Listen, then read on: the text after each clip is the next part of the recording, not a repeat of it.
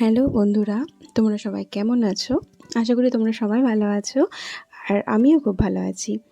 আজকে আমার ছেলের জন্য মানে আমার ছোটো ছেলের জন্য গিফট পাঠিয়েছে ওর ফুপি মানে আমার ননদ। দেখা যাক কী পাঠিয়েছে। আর গিফট আনবক্স করছে আমার বড় ছেলে আলিফ। আসলে ও গিফট আনবক্স করতে খুব ভালোবাসে, তো ওকে দিয়ে আনবক্সিং করালাম। ওহো, কত কিউট কিউট বাটি গ্লাস!